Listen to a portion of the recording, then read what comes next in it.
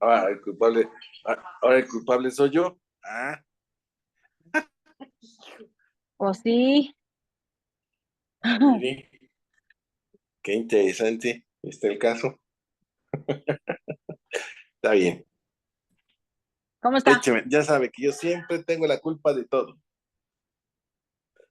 Alguien, es que traía, es literal, venía corriendo, por eso me estaba arreglando. A ver, está bien, está Es bien. que ando acá en la República Hermana de Texcoco. ¿A poco? Ah, ¿Qué milagro que se acuerda de los texcocanos? pues aquí vive mi mamá. Ah, no, pues, ni hablar del peluco. Así es, pero bueno, pues permítame para que vamos a iniciar. Un minutito, para que sus alumnos terminen de conectarse.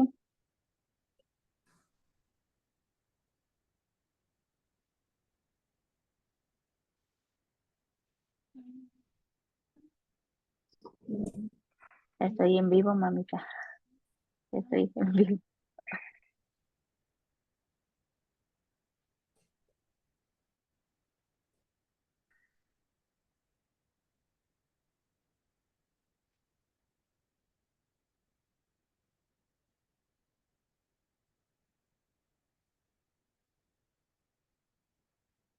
Bueno, pues vamos a iniciar. ¿Qué tal? Buenas tardes a todos. Estamos entre la tarde y la noche, entonces estamos con el maestro Jorge Sandoval Romero. No sé si es merienda, no sé si es ¿qué será, maestro? No sé si es el o yo que se cortó, Ale. Claro que es merienda, maestra. ¿Sí? A ver, permítame, porque creo que mi internet está fallando. Bueno, Sí, permítame. sí. Bueno, mientras les comento, buenas tardes a todos los que ya se encuentran dentro de la plataforma de Zoom de Indecac y a la gente que se está sumando a través de las redes sociales de Indecac. Estamos en esta plática introductoria que tenemos con el maestro Jorge Sandoval Romero, juez del Poder Judicial del Estado de México y quien dirige nuestro grupo de estudio en materia civil, familiar y mercantil todos los días domingo de las 19 a las 21:30 horas. Y esta plática introductoria respecto del tema que vamos a estar trabajando ya de manera eh, práctica y directa con él el día de mañana, que es restitución nacional de niños, niñas y adolescentes.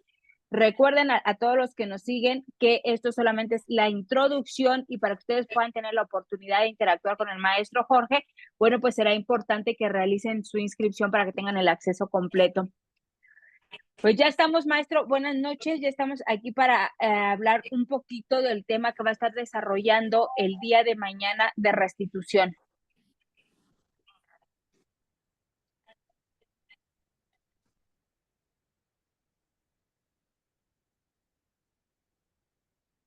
Ah, ya, creo que ya. ¿Ya? Ya, ya. Ok, les Ahora comentaba sí, que ya. hoy estamos en esta plática introductoria de restitución nacional de niñas, niños y adolescentes, que la clase como tal se va a estar desarrollando el día de mañana y para que puedan tener interacción con ustedes el día de mañana, bueno, pues los invitamos a que se agreguen al grupo de estudio con el maestro porque hoy solamente es una plática introductoria, ¿sale? Sí, sí, definitivamente que hoy nada más es una pequeña probadita y es una merienda jurídica, claro está. Bueno, media merienda, porque nada más es la práctica introductoria, porque mañana es la merienda completa. Y bueno, pues en este caso particular el tema, pues es interesante porque vamos a ver una nueva, pues sí, una nueva figura, una nueva actuación por parte del órgano jurisdiccional cuando se da esta situación de restitución nacional. Es una, bueno, no una copia, pero sí más o menos una analogía de lo que se ve respecto a la sustracción internacional de menores o retención ilegal de menores, conforme al Tratado de la Haya, o bien conforme a la Convención Interamericana de Sustracción de Derechos de Menores. Pero esto no lo vamos a ver a nivel internacional, lo vamos a ver a nivel única y exclusivamente local. Así es, y fíjese, como bien dice usted, es algo que ya existía, pero estábamos muy acostumbrados, maestro, a hablar de la restitución internacional de menores. Aquí en este caso, en el Código Nacional de Procedimientos Civiles y Familiares, tenemos esta parte de la restitución nacional, donde uno de los puntos importantes, si así lo considera usted, es que no necesitamos tener ni siquiera de manera provisional o definitiva la determinación judicial de una custodia para poder pedir esa restitución. Sí, es correcto, pero sí quisiera hacer un pequeño esbozo antes de andar un poquito, porque por ahí se está diciendo que pues esto es nuevo, ya existía, o sea, ya existía, pero no sabían utilizarlo, o más bien quedó en desuso, porque inclusive desde Roma los interdictos ya se usaban no solamente para bienes inmuebles. Sabemos que existe el intento de recuperar la posesión, de obra nueva, de obra peligrosa, de retener la posesión. Pero también existían los interdictos para retener o recuperar la posesión de un hijo, ¿eh? O sea, eso quedó en desuso. Sin embargo, pues, no hay una situación que no se regule. Y esto viene a ser pues viene a refrescar con un nuevo nombre, con una nueva perspectiva, esta figura de interdicto.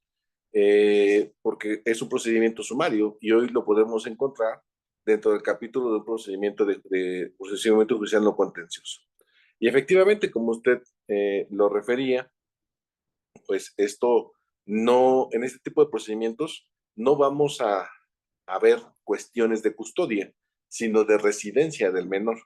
Es decir, en este caso particular, sabemos muchas veces que se da la separación de los progenitores sin necesidad de divorcio, sin necesidad de acudir a un órgano jurisdiccional para que se determine la custodia, y que obviamente en este caso particular venía un papá y se llevaba al hijo. ¿Y qué decíamos? Bueno, tiene el mismo derecho de papá o de mamá, y que al mismo tiempo los dos ejercen la patria potestad, y que se tenía que definir ante un juez la custodia de los hijos.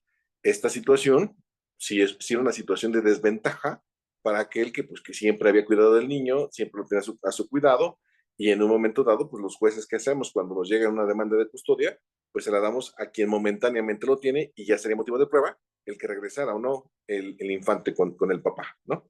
Esto es nada más un pequeño esbozo.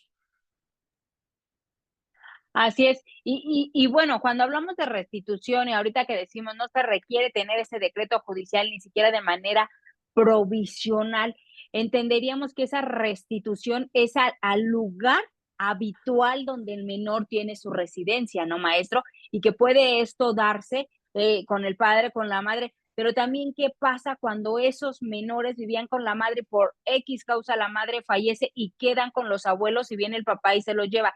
¿Pudiéramos hablar aquí de una restitución? Porque el menor ya tenía ahí 1 año o 2 viviendo con los abuelos de manera posterior a la muerte de la madre. ¿Ahí qué pasaría? Porque preguntan eso, si se pudiera dar restitución en ese sentido, partiendo de decir que es la residencia habitual de los menores. Bueno, hay que diferenciar una cosa muy importante. Es decir, una cosa es papá y mamá, obviamente ejercen la patria potestad de manera activa, de manera pasiva los abuelos y hasta el 4 grado colateral. Pero esto no significa, voy a decir un absurdo, para que no se vayan a sorprender. Imagínense que los abuelos se llevan a los nietos estando papá y mamá juntos. Pues obviamente, en este caso particular, pues estamos en presencia de una sustracción ilegal por parte de los abuelos, porque papá y mamá ejercen la patria potestad, y aunque no habláramos de custodia, ¿me explico? Esta situación se podría dar, sí, claro que se podría dar, definitivamente. Los abuelos podrían hacerlo.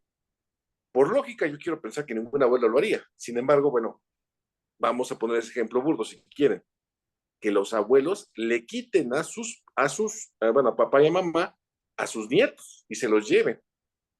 ¿Podría darse ese supuesto? Sí, sí se podría dar ese supuesto, y sí podría darse esta hipótesis normativa, porque yo no veo distinción. O sea, la ley aquí dice, bueno, únicamente es papá y mamá, y quien ejerza la custodia, alguna institución que la tenga. Esos son los tres supuestos o los tres cuestiones de legitimación. En el ejemplo que yo doy, ¿sí? No podríamos hablar que los padres le tengan que pelear la custodia a los hijos al final del día. ¿Me explico? ¿Por qué? Porque pues, si los papás están juntos, están con sus hijos, están como familia, ¿por qué los abuelos vendrían a quitarle a sus nietos para llevarse al otro lugar? ¿Que podrían los abuelos pelear la custodia? Sí, definitivo, y eso no está en discusión, por las causas que ustedes gusten y manden. Pero vamos a ese ejemplo en particular, que los abuelos no lo lleven. Los papás, ¿qué tendrían que hacer? ¿Qué juicio tendrían que intentar? ¿Una custodia? No me suena lógica. Una pérdida de la patria potestad, pues a lo mejor se la quitamos, pero al final del día no resuelve el problema. Lo que queremos es que los niños regresen a donde estaban. Entonces, bajo esos lineamientos, considero que la interpretación no es limitativa, tiene que ser amplia, porque en este caso particular, el ejemplo que usted da es muy distinto. Por ejemplo, vamos a suponer que la mamá tiene la custodia, fallece, pero siempre ha vivido con los abuelos. ¿Me explico? Ahora, ¿qué pasa en ese supuesto? Todo mundo piensa que automáticamente los nietos se tendrían que quedar con los abuelos porque ya están pues habituados en la residencia y todo esto. Sin embargo, esto no es así, porque automáticamente, ¿qué pasaría si el momento de que fallece la madre, pues el papá tiene todo el derecho de llevarse a sus hijos? ¿Por qué? Porque él ejerce la patria potestad y que quien tenía la custodia legal ya falleció y por lo tanto tendrían que regresar con su papá. Los abuelos lo podrían retener ilícitamente, podría darse ese supuesto, pero no es así, tampoco. Entonces, en este caso particular, lo único que tiene que pedir el papá, pues es pues que los niños se integren a su nuevo núcleo familiar. ¿Que los abuelos se pueden oponer? Sí. ¿Y qué tienen que hacer los abuelos? Pues demandar a la custodia del padre. Pero esto no es automático, ¿me explico? Y no caeríamos en ese supuesto, porque los abuelos no se los están llevando, no se los están reteniendo, ¿me explico? O sea, ilícita. Bueno, sí los estarían reteniendo ilícitamente, pero al final del día, ¿sí? ¿Podrían los abuelos pelear la custodia? Sí, sí, podrían pelearla. No sé si me estoy explicando en todo este enredaje de cosas o supuestos que se podrían dar. Sí, sí queda claro. Y aquí sería importante decir que esta solicitud de restitución, hablando de nacional de niños, niñas y adolescentes, no va a determinar de ninguna forma esto que usted está hablando, que dicen, ¿se va a poder pelear la custodia? Sí, pero en un procedimiento aparte. ¿Se va a poder pedir alimentos? Sí, pero no es en ese otro procedimiento. Un régimen de convivencias también, una garantía de alimentos también, pero no serán materia de este procedimiento de restitución. No, en este procedimiento única y exclusivamente es que el niño regrese al lugar donde está habituado. ¿Me explico? Eh, por ejemplo, dice la ley, el Código Nacional, que todos esos rubros que usted acaba de mencionar, como es la custodia de la región de convivencia y pensión alimenticia, lo tendrá que conocer el lugar donde se vaya a ejercer, bueno, donde se va a ejercer la custodia, donde se va a discutir la custodia. ¿Cuál es el juez competente para que conozca de la custodia de los hijos donde realmente viven? Ese es el juez que va a ser competente y es a través de esa controversia como se va a dilucidar todos estos temas.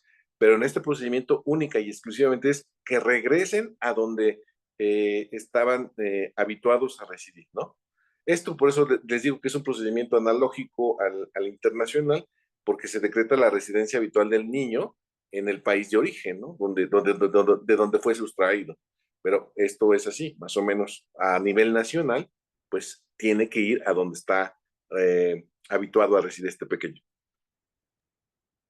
Maestro, y en materia del procedimiento, hablando de la restitución nacional y la restitución internacional, ahorita usted que la menciona, porque en la restitución internacional podemos ver que cuando ya ha pasado determinado tiempo, más de un año, podemos alegar hasta un cambio de circunstancias para el menor y se tendrá que valorar si es benéfico o no restituir al menor al país que lo está requiriendo.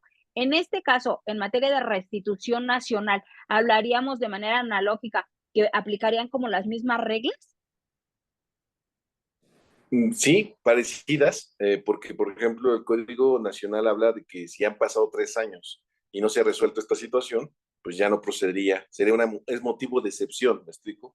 Eh, lo interesante de este procedimiento es su rapidez que se tiene y agilización que se lleva, porque aquí no va a haber un emplazamiento ni notificación, es simple y llanamente ubicar a la persona que sustrajo al menor, al padre o a la madre, según sea el caso, notificarle que hay una audiencia en 3 días y se tiene que presentar en ese momento. No necesita, bueno, se le corre traslado y se observan todas las formalidades que establece la ley, sí, claro está, para la notificación y emplazamiento. Pero la situación aquí interesante es que no necesita contestar por escrito, todo va a ser en una audiencia oral que es indiferible. Me explico y voy a poner las excepciones que considere pertinentes para que no proceda la restitución del menor, como que su vida esté en peligro, que es un riesgo que esté con el papá que lo está solicitando, o que el papá que lo está solicitando no está legitimado como para ello. ¿En qué caso? En los delitos de violencia o abuso sexual en perjuicio de los niños, ¿me explico? Entonces, y también cuando tenga el chico 16 años, obviamente ya va a decir que sí o no, o dónde desea quedarse, me explico. No, esto no determina su custodia, que quede claro, es únicamente dónde quiere estar, ¿me explico? Entonces, esta es, bueno, dicho así, es muy rápido el procedimiento, pero implica también que se tenga que escuchar al menor y que se practique, bueno, o que se lleve todo un equipo multidisciplinario para llevar a cabo una valoración rápida psicológica, un estudio de trabajo social muy rápido, pero bueno, eso me gustaría verlo en la práctica, ¿no? Aunque así lo hacemos a nivel internacional. Fíjese que acaba usted de mencionar algo importante que me gustaría que aquí hiciéramos, bueno, por lo menos para hacer este punto. Dice usted, cuando tienen 16 años pueden decidir en qué lugar quieren estar. Sin embargo, esto no es determinante para que no se pueda demandar en la otra vía la cuestión de la guarda y custodia. Significa que si este adolescente de 10 años se pide su restitución nacional, vivía en Michoacán, pero ahora lo tienen en Guadalajara y se pide esta restitución nacional, y si este adolescente dice, yo me quiero quedar en Guadalajara, aún y cuando mi papá me llevó de esa forma, aunque mi residencia habitual era en Michoacán, pero dentro de este procedimiento de restitución nacional, si ese adolescente de 16 años decide quedarse, es aceptado por el órgano jurisdiccional, uno, y dos, entonces la mamá que está en Michoacán y que de manera habitual tenía al adolescente viviendo con ella, eso no le impediría demandar entonces la custodia, aun y cuando este adolescente en la restitución haya decidido quedarse. Es correcto. Es que distingamos dos cosas. Una cosa es de momento donde te quedas, o sea, es una cosa momentánea. Recordemos y no debemos olvidar un principio fundamental en la escucha de los menores, que es la autonomía progresiva. Ese principio de autonomía progresiva pues, se refiere a la maduración que tiene bueno, el infante, porque no es menor, el infante o adolescente respecto a la perspectiva o problemática de sus progenitores. Pero como bien lo dice usted, eso no significa que vamos a respetar como jueces el hecho de que el joven diga que se quiere quedar ahí. Una cosa, reitero, una cosa es que de momento, digamos, está bien, te quedas ahí porque tú tienes todo el derecho, a la ley le concede ese derecho para decirlo, y otra cosa es vedar el derecho a la madre o al padre, según sea el caso, para pedir la custodia, porque ahí se van a valorar otras cuestiones muy distintas a lo que es la restitución nacional de los infantes, ¿no? De los niños o adolescentes, ¿no? Gracias, maestro. Oiga, ahorita usted, yo me estoy basando en este tema, sobre todo en este número que dice usted, número partiendo de edad. Dice un adolescente de 16. Cuando nosotros demandamos custodias de menores y decimos tiene 12 años y entonces a partir de los 12 años es susceptible de ser escuchado y valorada su opinión por el juez. Hablando de una restitución nacional, maestro, a partir de esta edad también podría ser susceptible de ser escuchado, pero no tendría la misma fuerza que un adolescente de 16 años.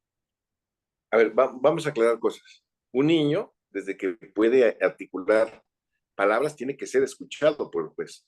No es hasta los 12 años, o sea, desde 4, 3 o hasta 2 años, ya algunos niños hablan muy fluido, Va a pueden depender de hablar la con el juez, maduración. tienen, ajá, exactamente. Pero ahora, una cosa, lo que usted acaba de decir de los famosos 12 años, es en relación a la cuestión de la custodia, pero también vamos a hablar de una hipótesis que dice la ley. Dice que los menores de 12 años preferentemente estarán con la madre. Eso preferentemente no significa que es un derecho exclusivo de la madre que los menores de 12 años tengan que estar con ella. Claro que no, porque ahora tenemos que juzgar con perspectiva de género y obviamente con perspectiva de infancia, definitivamente.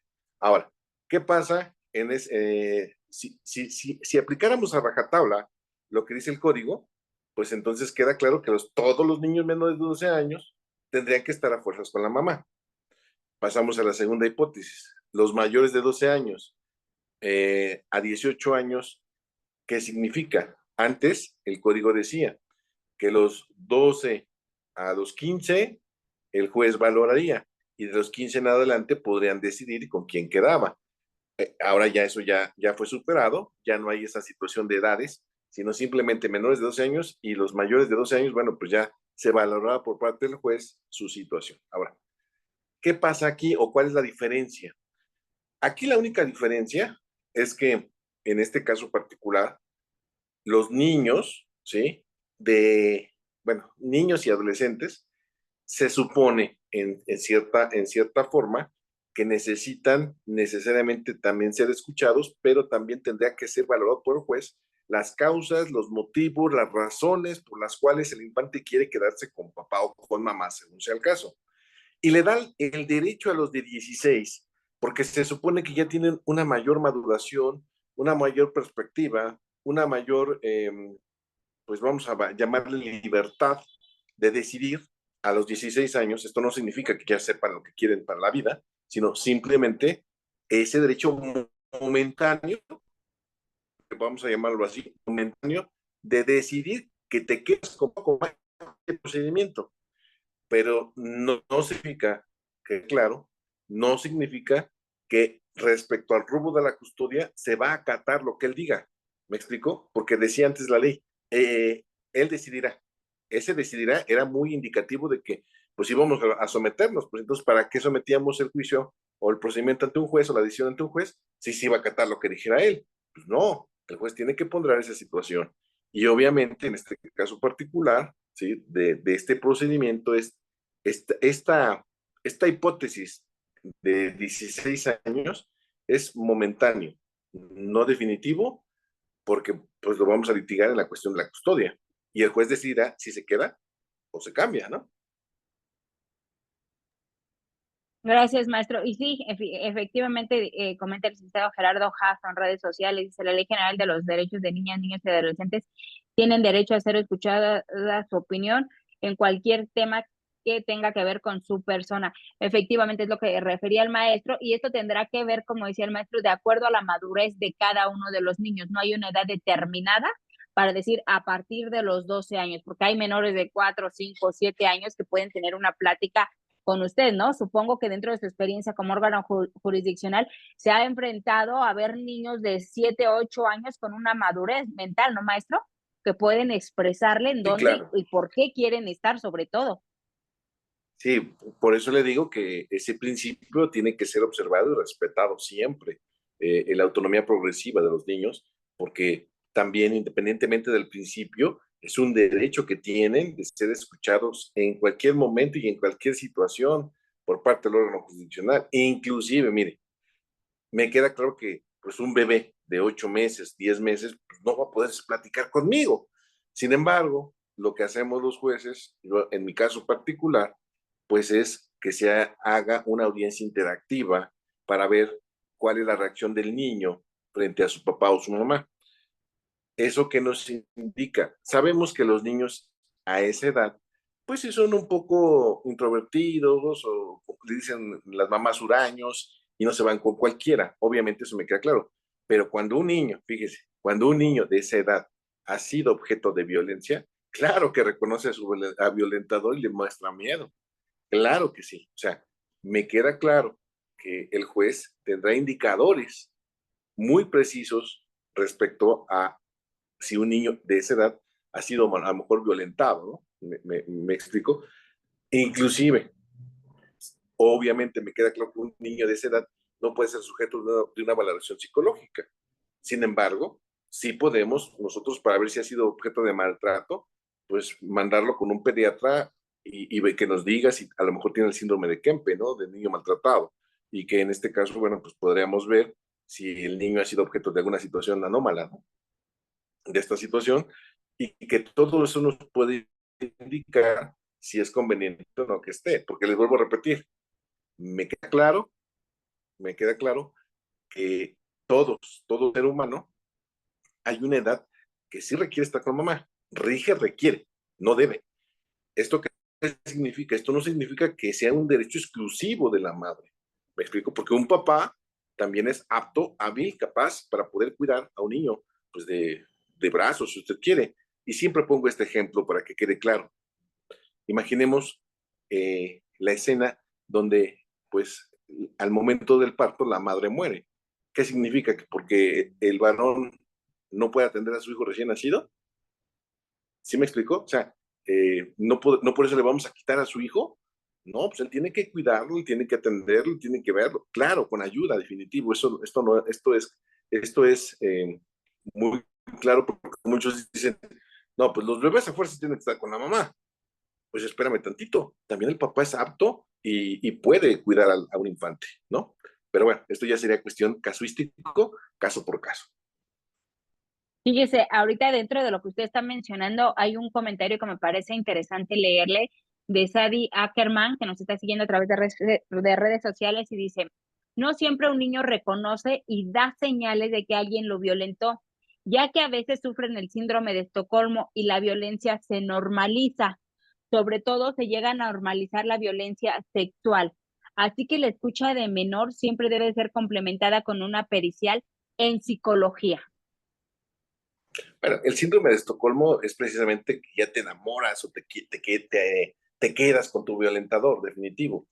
Yo estoy diciendo o hablando en este caso de los niños más chiquitos, ¿me explico? Que no pueden todavía hablar. Me queda claro que hay miles de formas de ver y visualizar y establecer cuando un niño ha sido violentado, definitivo. Pero, por ejemplo, por eso hablábamos de esta situación. Un niño chiquito de 0 meses a, ¿qué le gusta? Quizás 2 años, ¿Dos que años? Ujú. todavía no empiezan a platicar. No, no articulan como tal una plática o no, Ajá, no se entienden de manera perfecta, ¿no? ok. Tenemos que ver cuál es su interacción con las figuras parentales necesariamente. No estoy diciendo que estos niños no nos dan ninguna indicación, tampoco estoy diciendo que no son objeto de violencia, tampoco estoy diciendo que no puedan ser maltratados y que sus papás no los quieran. No estoy diciendo nada de eso. Simple y llanamente es una interacción que tenemos que ver. Porque, bueno, les vuelvo a repetir, un niño que ha sido violentado necesariamente le tiene miedo a su agresor. Cualquiera de nosotros, inclusive de la edad que sea, lo ves y le dices, le tengo miedo, ¿no? Y en este caso, repito, o sea, yo no estoy diciendo que todos los niños sean maltratados, que todos los niños sean objeto de violencia. Sin embargo, bueno, que dicen por ahí que la violencia se normaliza o lo tomas como algo normal, sí, puede darse, pero estamos hablando de un pequeñito que todavía no puede tomar como algo normal la violencia, ¿eh? O sea, a esa edad, no. Yo considero que no, no soy experto en psicología, no soy experto en ese tipo de cuestiones, pero considero que en ese margen de edad, no. No, y precisamente para eso se llegan ustedes aún y en la figura de la Restitución Nacional de personal especializado en materia de psicología, porque evidentemente como jueces no son peritos en materia de psicología para determinar esto, ¿no, maestro? O para identificar esas señales que digan si está siendo violentado, si está manipulado, o sea, ciertas características. Sí, el código lo dice muy claro que nos tenemos que llegar de un grupo multidisciplinario. Dentro de ellos está el psicólogo, dentro de ellos está el trabajador social y cualquier otro profesional que nos pueda indicar cuál es el estatus del infante desde al lado del papá o la mamá con el que se encuentra, ¿no? Estas dos considero que son básicas y fundamentales, la de trabajo social y la de psicología, claro que sí. Las demás también son buenas, pero creo que son las más contundentes para podernos apoyar nosotros, para saber si realmente es el sentir del menor lo que él quiere, ¿no? Entonces, o en su caso, el por qué no quiere regresar a su casa en donde habitaba de manera habitual, ¿no? Así es. Y bueno, uno de los puntos importantes de este procedimiento, maestro, es que dice usted, es en una sola audiencia, para que esta persona pueda oponer las excepciones que así considere y todo esto, pero no se presenta. Si no se presenta sin justificación alguna, entonces sí se ordena de manera inmediata la restitución de este niño, niña o adolescente por el simple hecho de no haberse presentado a la audiencia. Sí, claro, o ¿O qué sea, así lo pasa si dice. se presenta, pero no se presenta con el niño o la niña o el adolescente?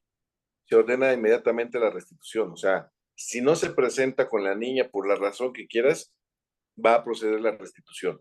Obviamente se le va a poner una medida de premio, pero en este caso particular se ordena la restitución. ¿Y qué implica la restitución? Pues poner en práctica la alerta Amber y todo lo habido y por haber, con tal de restituir al menor al lado del progenitor que lo está solicitando, ¿no? No hay excusa, no hay pretexto para que no lo presente al menor, porque te repito, el niño tiene que ser escuchado. Y cuando un padre no lleva a un niño, pues inmediatamente tenemos sospecha fundada de que hay alguna razón. Obviamente, para muchos padres, pues será justificada. Sin embargo, yo creo que no es así, porque es importante que los niños se les respete su derecho a ser escuchados por el juez y que digan de viva voz sus razones, su perspectiva del por qué quieren quedarse con ese padre, ¿no? Así es. Bueno, para todos los que están sumando a la transmisión que estamos teniendo con el maestro Jorge Sandoval Romero, juez del Poder Judicial del Estado de México, esta es una plática introductoria de lo que es la clase que se desarrollará el día de mañana de Restitución Nacional de Niñas, Niños y Adolescentes. Recuerden que el maestro Jorge dirige nuestro grupo de estudio en materia civil, familiar y mercantil todos los días domingo de las 19 a las 21:30 horas. Ahí está toda la información para que puedan inscribirse y sobre todo para que ustedes puedan interactuar de manera directa, aclarando todas sus dudas con el maestro, pues los invitamos a que se inscriban para que tengan acceso a la plataforma de Zoom el día de mañana en la clase y puedan aclarar estas dudas. Maestro, hay un tema que ya sé que usted me va a decir, yo no soy penalista, pero sí tiene mucho que ver. Esta figura de la restitución nacional, no sé si sea correcto decir que es similar en materia penal a la sustracción de hijo. Sin embargo, en el tipo penal, a veces sí nos piden acreditar ese decreto de custodia, aunque sea de manera provisional, para que se pueda configurar la sustracción de hijo. Podríamos decir que en esto de la restitución nacional, en esta figura de la restitución, tendremos efectos más rápidos, porque aquí ni siquiera necesitamos el decreto provisional. Yo considero que sí, definitivamente que sí, porque, repito, aquí no está en discusión la custodia. Es únicamente que el niño regrese a donde habitualmente habitaba. Y que bueno, dice, ya nos metemos en penal. Yo sé que no soy penalista, pero Yo tampoco, pero tiene que ver. recuerdo vagamente que, por ejemplo, en la Ciudad de México sí es así, como está aquí ahorita. No hay necesidad de la custodia. En el Estado de México creo que sí dice la palabra custodia, creo. Por eso hay una confusión muy fuerte en ambas partes, porque creo que para aquí, repito, en el Estado de México, creo que sí se utiliza la palabra custodia. Y como en el elemento normativo, pues tendría que tomarse en cuenta la resolución de un juez que determine la custodia sea provisional o definitiva. En la Ciudad de México, en su tipo penal, no contempla la palabra custodia. ¿Eh? Esa es la situación práctica que podríamos ver. Ahora, este procedimiento, ¿cuál es su razón de ser? Efectivamente, que sea un procedimiento ágil, eficaz y que garantice que no se den sustracciones o retenciones ilegales por parte de los infantes, ¿me explico? Y que obviamente pues regresen a los lugares donde están habituados a habitar o residir y que garantice de esta manera esa pues ese conocimiento social donde se está desarrollando y se fortalezca de la misma manera los lazos con aquel progenitor con el que estaba. Y Esto se hizo principalmente por estas cuestiones injustas. Cuantos que me están escuchando no lo saben. Repito, su razón de ser fue en aquellas padres que se, parejas o padres que se separan y que no van a un tribunal y que de buenas a primeras se aparece el padre o la madre y se lo quita, y se lo lleva, cuando él todo el tiempo lo ha tenido y lo ha custodiado y lo ha vigilado. Y cuántas veces, en cierta manera, no se ha cometido injusticias y que, bueno, pues se le da la custodia a aquel que ni siquiera había convivido con su hijo, ¿no? Y que obviamente en este caso particular se decía por parte de algunos jueces pues que tanto papá y mamá tenían el mismo derecho y que si ya no tuvo 7 años, pues que el otro tenga otros 7. No, pues espérame tantito, es que no es así. Es que creo que siempre tiene que ser respetado aquel padre que ha tenido, cuando se da esta separación, mayor cuidado o protección de él. Creo que si hablamos de equidad o de justicia, creo que no podríamos permitir una situación de esta naturaleza ni pensarlo de esa manera, porque el cuidado de un hijo es una gran responsabilidad, no solamente desde el punto de vista jurídico, sino también humano y sentimental. Y por lo tanto, creo yo que este procedimiento pues, va a venir a solucionar muchas situaciones en las cuales se cometían o se cometen esta clase de injusticias de que pues, después de 10 años vengo y te quito al niño, pues espérame tantito, no es así, ¿no? Creo yo, pero bueno, eso ya será cuestión de ver caso por caso. Fíjese que aquí hay una pregunta directa para ustedes como jueces. Dice, en este procedimiento de restitución, ¿qué mecanismos tienen los jueces para evitar la violencia vicaria? Y bueno, en este caso la alienación parental no me parece que vaya directo hacia a ustedes, dice, ya que para justificar la sustracción o retención de un niño presentan la mayoría de las veces denuncias falsas contra el otro progenitor. Pero aquí el factor importante sería ustedes, ¿qué mecanismos tienen para evitar esa violencia vicaria que pudiera darse en este tipo de procedimientos cuando se llevan al menor de la residencia habitual? Bueno, vamos a ver qué es la violencia vicaria. Eh, y repito, la violencia vicaria es aquella, la palabra vicaria viene de latín vícara, que significaba sustitución de, es decir, voy a hacer sufrir a uno, a otro en lugar tuyo. ¿En qué consiste? En dañar a la mujer, ¿sí? A través de sus hijos. Me queda claro que esta situación de sustracción del menor por parte del papá, sí es un mecanismo de violencia vicaria, porque vas a hacer sufrir a la mamá, definitivo. Y, y en este caso particular, este procedimiento viene a dar una solución rápida para evitarla y que obviamente implica un antecedente para, en un momento dado, establecer un argumento de custodia definitiva a favor de aquel progenitor. Sin embargo, creo que también no debemos confundir que todos los casos de sustracción o retención de menores son violencia vicaria. ¿Me explico? O sea, me queda claro que no va a haber, no es una situación exclusiva para hacer sufrir al otro. No, no creo que sea así todos los casos. Pero sí, uno que otro, sí va a ser con esa intención. ¿Me explico? Claro que sí, definitivo. Ahora, dice evitar la violencia vicaria. Bueno, creo que la violencia vicaria, este sería un ejemplo. Otro ejemplo es, por ejemplo, cuando el papá se lleva a los hijos, cuando en un procedimiento, y no los lleva a la convivencia y obviamente no permite que la madre los vea. Entonces, ahí estamos viendo también otro ejemplo de violencia vicaria.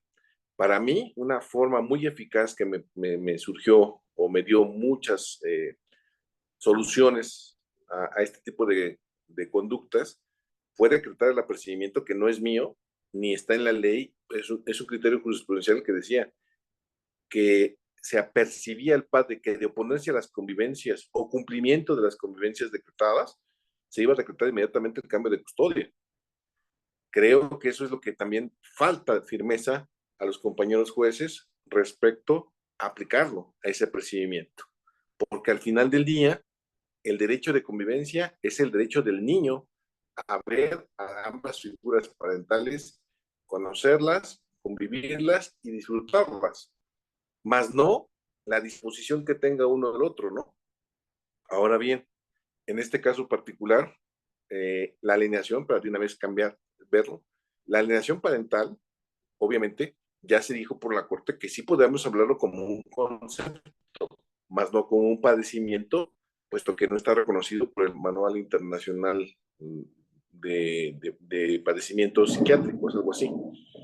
Y obviamente consiste en esa manipulación mental que se hace del niño en relación a que tu padre no te quiere, es malo, me lastima, y entonces el niño, ¿qué va a hacer? Pues va a defender y va a tener un sentimiento de odio para el otro progenitor. En la violencia vicaria no es así. En la violencia vicaria simple y llanamente los niños son un instrumento para lastimar a la madre. ¿Me explico? Y que obviamente también, y aquí es un punto de vista muy personal, sé que los que saben dicen que es violencia de género en perjuicio de la mujer. Claro que sí. Sin embargo, yo también considero, y no porque seamos víctimas nosotros, también los hombres podemos ser susceptibles de violencia vicaria. Yo sé que ahorita me van a llover muchos comentarios negativos, pero no importa. Yo creo que aquí es válido cumplir con esa situación de igualdad sustantiva y no a la igualdad, no a la igualdad legal que dice el artículo cuarto, ¿no? Sino al artículo, la igualdad sustantiva del artículo primero.